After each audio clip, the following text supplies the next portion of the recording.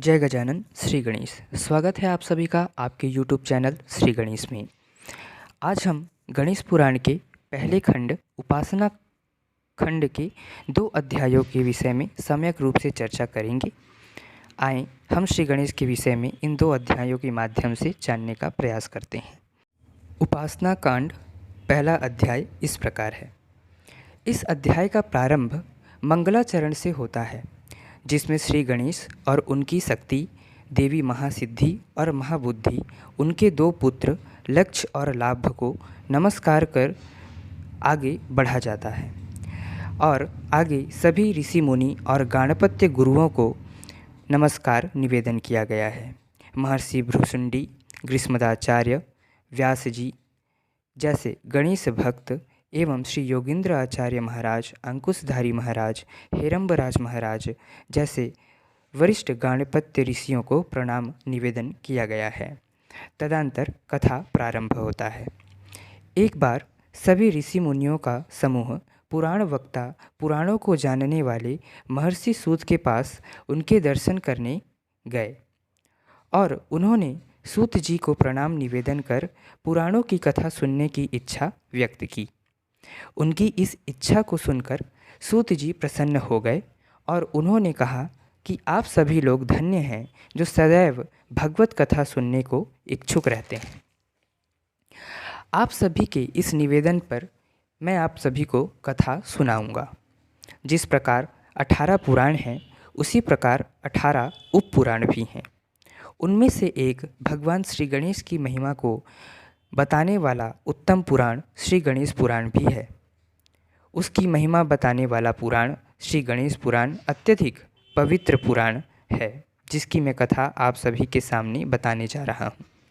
श्री गणेश पुराण इस मर्त्य लोक में सुन पाना दुर्लभ है और इसके सुनने मात्र से मनुष्य कृतकृत्य हो जाता है। इस पुराण के प्रभाव के वर्णन में शेषनाग और ब्रह्मा भी समर्थ नहीं है।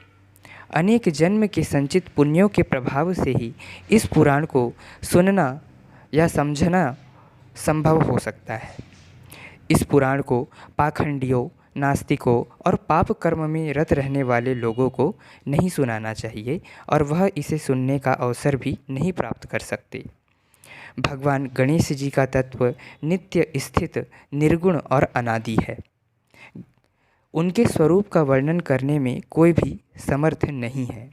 तथापि उनके उपासना में निरत भक्तों ने उनके निर्गुण स्वरूप का निरूपण किया है। जो ओमकार रूपी भगवान वेद आदि में प्रतिपादित हैं, सदैव मुनिगण तथा देवता उनके हृदय में ध्यान करते हैं।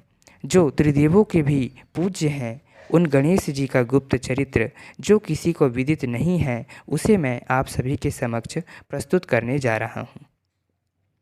जिन्होंने पुण्य किए हैं, जो सदाचारी हैं, उन्हीं की बुद्धि श्री गणेश पुराण के श्रवण में प्रवृत्त होती है। पूर्व काल में इस पुराण को ब्रह्मदेव ने व्यास जी के द्वारा गणेश तत्व के बारे में पूछे जाने पर सविस्तार उनसे वर्णित किया था। तदंतर व्यास जी ने भृगु महर्षि को यह कथा सुनाई और इस कथा को भृगु महर्षि ने सौराष्ट्र देश के राजा सोमकांत को सुनाया। राजा सोमकांत एक अत्यंत सदाचारी, धर्मात्मा, धर्म का आचरण करने वाला राजा था। वह साधन संपन्न था। महल, रथ, हाथी, घोड़े इत्यादि उसके पास थे। वह अत्यधिक सुंदर था। चंद्रमा की कांति भी उसके सामने फीकी पड़ जाती थी, इसलिए उसका नाम चंद्रकांत था। वह अपनी प्रजा का पालन पुत्र के तुल्य किया करता था। राजा के मुख्य 5 मंत्री थे, जो सदैव राजा की आज्ञा का पालन करते थे। सोमकांत की रूपवती पत्नी भी थी, जिसका नाम सुधर्मा था, जो अति सुंदर थी, जो सदैव आभूषणों से सुसज्जित रहती थी।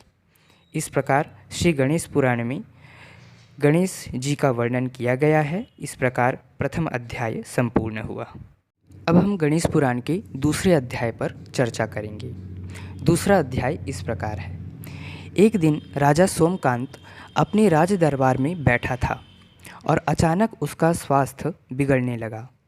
उसे अंग विकृति होने लगी और वह गलित कुष्ठ रोग से ग्रसित हो गया। उसे इस अवस्था में देखकर सभी अमात्य और उसके परिजन चिंतित हो गए और सोमकांत भी चिंता से व्याकुल हो गया और उसने अपने मंत्रियों से कहा कि मुझे धिक्कार है, मेरे राज्य, मेरे रूप, बल को भी धिक्कार है। ना जाने मेरे किस दुष्कर्म का फल मुझे प्राप्त हो रहा है, किस दुष्कर्म स्वरूप मुझे यह रोग हुआ है। पहले तो मैं अत्यधिक सुंदर पराक्रमी हुआ करता था, मेरे शरीर से दिव्य सुगंध आया करती थी, किंतु अब दुर्गंध, पीप एवं रक्तस्राव से मेरा देह ग्रसित हो गया है। अब मैं अपना राजपाट अपने पुत्र हेमकंठ को सौंपकर वन को जाऊंगा। उसकी पत्नी सुधर्मा और कुछ अमात्यों ने भी उसके साथ वन जाने का निश्चय किया। वन जाने से पूर्व उसने अपने पुत्र को राजधर्म का ज्ञान प्रदान किया और वन को गमन किया। इस प्रकार गणेश पुराण का दूसरा अध्याय संपूर्ण हुआ और हम भगवान श्री गणेश के चरणों में इन दोनों अध्याय को समर्पित करते हैं। आगे आने वाली वीडियो में सम्यक रूप से आगे के भी अध्यायों के ऊपर हम चर्चा करेंगे। तब तक के लिए जय गजानन श्री गणेश।